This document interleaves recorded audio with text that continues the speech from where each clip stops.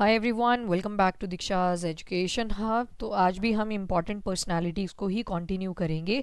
And very important personality नाम है स्वामी दयानंद सरस्वती। बहुत सारे स्कूल्स का नाम स्वामी दयानंद सरस्वती जी के नाम पे आप सुनोगे। तो इनका जो टाइमलाइन रहा वो रहा फ्रॉम ईयर 1824 टू 1883 का। काफ़ी कम टाइम था पर कॉन्ट्रीब्यूशंस बहुत ज़्यादा रहे। अगर इनका बचपन का नाम देखोगे तो इनका बचपन का नाम था मूल Shankar. Highly important, Mool Shankar was childhood name of Swami Dayanand Saraswati. तो मेडिटेट वगैरह करते थे। उसके बाद जब उन्होंने वो अटेन कर ली मेडिटेशन का जो रिजल्ट होता है, उसके बाद जाके इनका नाम पड़ा था स्वामी दयानंद सरस्वती। तो मूल शंकर इनका बचपन का नाम था। ब्राह्मण फैमिली में ये बॉर्न हुए थे। लोकेशन आप आइडिया लगा सकते हो, काठियावाड़ वाला यहाँ पे सर्कल करा है, तो काठियावाड़ इन गुजरात 1824 में। तो अगेन रिपीटिंग, मैं साथ साथ ही रिपीट कर दूंगी बिकॉज बाद में रिपीट करना वो मज़ा नहीं आता उतना। तो एक बार कर देती हूँ दोबारा से। स्वामी दयानंद सरस्वती जी के बारे में पढ़ रहे हैं। ईयर है आपका 1824 टू 1883। बचपन का नाम है मूल शंकर जी। और कहाँ पे बॉर्न हुए थे? तो काठियावाड़ इन गुजरात 1824 में। और 1883 में इनकी डेथ हो गई थी। तो इनका वेदास में बड़ा ज़्यादा बिलीफ था और वेदास को ये मानते थे कि ये ओरिजिनल सीड है हिंदुइज्म का। पर ये पॉजिटिव नोट पे था, ऐसे नहीं था कि ये बड़े कास्ट को लेके ऐसे सुपीरियर इन्फीरियर किया करते थे। No, he was very positive man. And इनका मानना ये भी था कि even we should go back to Vedas. पर वेदास का भी कौन सा पीरियड? दैट इज़ ऋग्वेदा वाला पार्ट, ना कि लेट जो आप बाद में पढ़ते हो लेटर वैदिक पीरियड, या फिर जिसमें एक्सप्लॉयटेशन बहुत ज़्यादा शुरू हो चुकी थी। तो वेदास के ऊपर ये वेदास को मानते हैं कि जो ओरिजिनल सीड है वेद हिंदुइज्म का वो कौन सा है? तो वेदास ही है। बाकी जो लेटर हिंदू स्क्रिप्चर्स हैं जैसे पुराण वगैरह, पुराण अब 4th सेंचुरी का टाइम पीरियड आ चुका है, तब जाके लिखे गए। तो 4th सेंचुरी में जब ये लिखे गए आपके पुराण्स वगैरह, इनको ये ज़्यादा फेवर नहीं करते थे, डिसरिगार्ड करा करते थे। वेदास को मानते हैं जो कि 1500 BC में हो चुके हैं रिटन। पर पुराणास को ये अथॉरिटी नहीं देते थे, उनको ये ज़्यादा नहीं माना करते थे।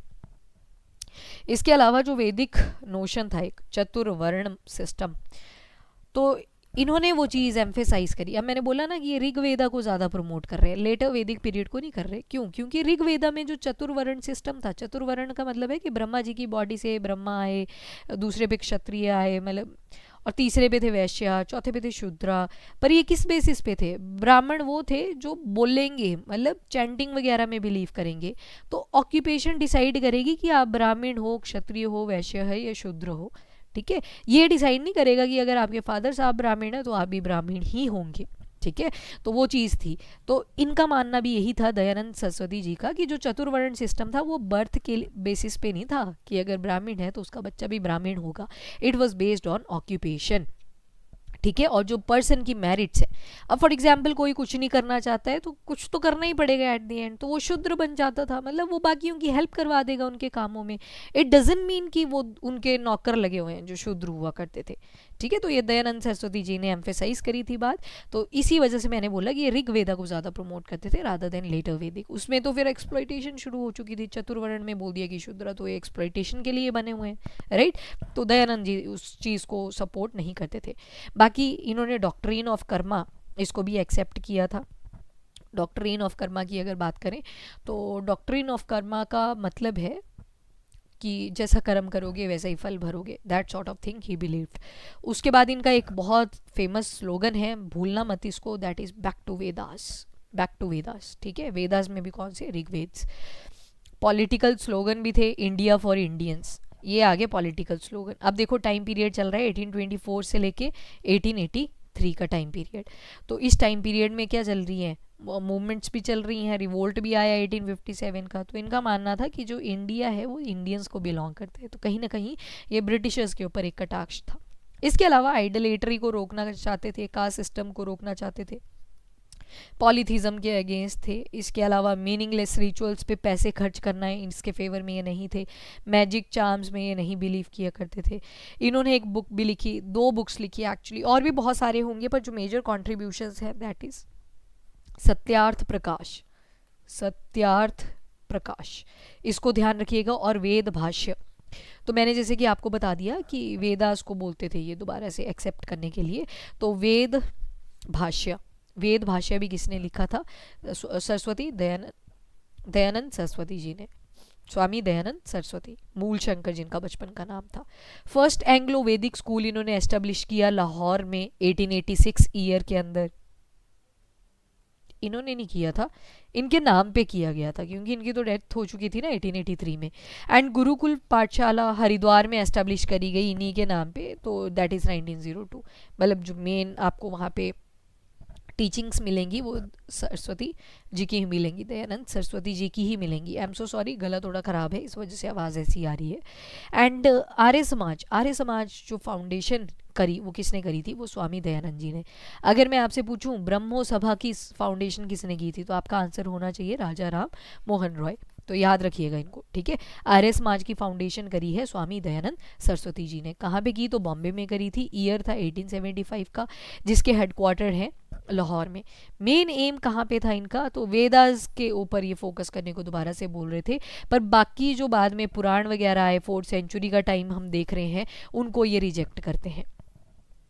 आर्य समाज को स्टार्ट किया गया था शुद्धि मूवमेंट के साथ अंडर स्वामी शारदानंद जी 1920s में। तो ये बाद की बात है जब उनकी डेथ भी हो चुकी है। तो आर्य समाज को ही फर्दर शुद्धि मूवमेंट स्टार्टेड अ शुद्धि मूवमेंट। आर्य समाज के जो मेंबर थे उन्होंने ही शुद्धि मूवमेंट को भी शुरू किया था, पर ये स्वामी शारदानंद जी के अंडर था। 1920s का टाइम पीरियड है और इनका मेन एम था reconverting all those Hindus who have adopted Islam और क्रिश्चियनिटी। अब उस टाइम पे फोर्सफुल कन्वर्जन्स भी हमें देखने को मिल रही हैं। तो जो शुद्धि मूवमेंट थी, शुद्धि यानी कि प्योरिटी, इसका मेन फोकस था कि जिन ब्राह्मणों को, जिन हिंदुओं को ज़बरदस्ती इस्लाम या फिर क्रिश्चियनिटी इसमें कन्वर्ट कर दिया हुआ है, उनको दोबारा से वापस हम लेके आएंगे किसमें? हिंदू धर्म के अंदर, कि वो अपना जो पुराना उनका धर्म था उसको अडॉप्ट कर सकते हैं। तो हमने क्या देखा, जो शुद्धि मूवमेंट है इसकी जो स्टार्टिंग हुई थी ये किसके मेंबर्स ने करी थी? आर्य समाज। आर्य समाज की फाउंडेशन किसने करी थी? तो स्वामी दयानंद सरस्वती जी ने करी थी। तो शुद्धि मूवमेंट का मेन फोकस था कि ऐसे हिंदूज जिनको इस्लाम या फिर क्रिश्चियनिटी में कन्वर्ट करवा दिया गया था, उनको दोबारा से वापस लेके आना था into Hinduism. Now again very important personality, that is Swami Vivekananda. Swami Vivekananda ji की बात करें तो इनके नाम पे भी बहुत सारे स्कूल्स आपको मिल जाएंगे। 1863 टू 1902 का टाइम पीरियड है। 1863 टू 1902, छोटे हैं दयानंद सरस्वती जी से, बट एनीवे स्वामी विवेकानंद जी का टाइम पीरियड 1863 टू 1902, ज़्यादा लंबा टाइम स्पैन इनका भी नहीं है। लगभग 30 कुछ के थे ये जब इनकी डेथ हो जाती है, पर कंट्रीब्यूशन अगेन इनकी भी बहुत ज़्यादा है। अब जैसे स्वामी दयानंद सरस्वती जी का बचपन का नाम था मूल शंकर, इनका भी, अब स्वामी थोड़ी ऐसे ही सबको टाइटल मिल जाता था, ये बाद में मिलते थे। तो इनका जो बचपन का नाम था that was Narendra Dutt. Very important, Narendra Dutt किसके बचपन का नाम था? तो वो था स्वामी विवेकानंद जी के। और इनके एक इम्पॉर्टेंट गुरु थे गुरु रामकृष्ण परमहंसा। तो बाद में जो फाउंडेशंस बनाई गई वो भी रामकृष्ण परमहंसा पे ही बनाई थी विवेकानंद जी ने। क्यों? क्योंकि इनके गुरु थे। बचपन का नाम क्या था स्वामी विवेकानंद जी का? तो नरेंद्र दत्ता। इसके अलावा इन्होंने जो मैसेज कैरी किया था वो रामकृष्ण जी का ही किया था। हुआ ये था, स्वामी विवेकानंद को मेडिटेशन में बहुत ज़्यादा इंटरेस्ट आया था। ये रियलिटी जानना चाहते थे कि रियल चीज़ है क्या इस दुनिया में। फिर इनके एक फ्रेंड थे, वो इनको रामकृष्ण जी के पास लेके गए थे। पर पहले रामकृष्ण जी इनसे क्वेश्चन करते हैं विवेकानंद जी से कि क्या आपको ये चीज़ फील होती है, वो चीज़ फील होती है, जो भी मेडिटेशन में चीज़ें होती हैं। विवेकानंद जी कहते हैं यस होती है। पर रामकृष्ण परमहंसा चाहते थे कि ये थोड़ी सी मतलब पेन भी फील करे। तो जब ये रामकृष्ण परमहंसा की जो बातें थी वो विवेकानंद जी के दिमाग में ऐसी बैठ जाती हैं कि वो जाना चाहते हैं उनके मठ में। एक टाइम आएगा रामकृष्ण हंसा जी के मठ में चले जाते हैं विवेकानंद और वहाँ पे मेडिटेट करना शुरू करते हैं। और जब इन्होंने सच में वो वाइट लाइट वगैरह देख ली विवेकानंद जी ने, तो उसके बाद ही रियलाइज की नहीं, बात तो है रामकृष्ण जी में। पहले वो बिलीव नहीं कर रहे थे विवेकानंद रामकृष्ण में, पर बाद में रामकृष्ण के मतलब हाई जैसे गुरु होते हैं ना, उनके फ़ैन हो जाते हो आप, तो वैसी ही चीज़ होती है सेम। विवेकानंद रामकृष्ण परमहंसा जी को मान लेते हैं और उन्हीं का मैसेज फॉरवर्ड करने के लिए वो एक जगह से दूसरी जगह पे जाना चाहते हैं। और इवन शिकागो की जो मीटिंग हुई थी वहाँ पे भी इन्होंने पार्टिसिपेशन किया था, ठीक है, ब्रदर एंड सिस्टर से सबको रिप्रेजेंट किया था। एनीवेज, तो इन्होंने मैसेज किसका कैरी किया? तो अपने गुरु रामकृष्ण जी का ही। और मॉडर्न और न्यू हिंदुइज्म के ऊपर इन्होंने फोकस किया। इनकी इंडियन फिलॉसफी जो थी वेदांता और योगा पे ज़्यादा बेस्ड थी। हम टोटल 6 फिलॉसफीज़ पढ़ते हैं। अगर आपने आर्ट एंड कल्चर के लेक्चर्स देख लिए हुए हैं तो वहाँ पे आप देखोगे हमारे पास 6 फिलॉसफीज़ आती हैं, है ना। विशेषिका वगैरह भी आएगी उसमें, पर अभी उनके नाम नहीं लेंगे, अदरवाइज़ आप कंफ्यूज हो जाओगे। तो जैसे एक वेदांता है, योगा है, तो इन इंडियन फिलॉसफीज़ में ये बिलीव करते हैं। ऑल्दो वेदांता मतलब उपनिषद की बात हो रही है यहाँ पे। उपनिषद, एंड ऑफ वेदास भी जिसका लिटरल मीनिंग रहता है, एंड ऑफ वेदास। तो इन्होंने ये फिलॉसफीज़ को पूरे लॉजिकल तरीके से समझाया था और बोला था एक सुपीरियर अप्रोच के साथ हमें वेदांता और योगा को आगे लेके जाना है।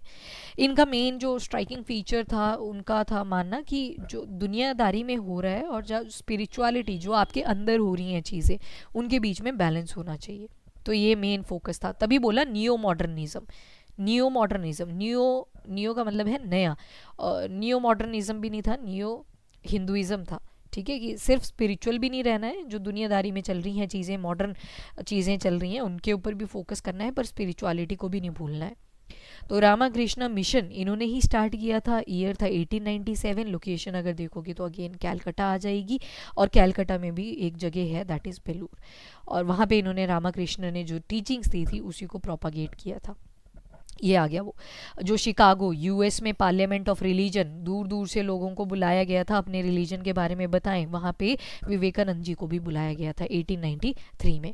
तो इन्होंने वेस्टर्न वर्ल्ड में जाके हिंदुइज्म की जो फिलॉसफी थी उसको जाके इंट्रोड्यूस किया था। तो वेरी इंपॉर्टेंट पॉइंट ध्यान रखिएगा, विवेकानंद जी को बुलाया गया था शिकागो यूएस में।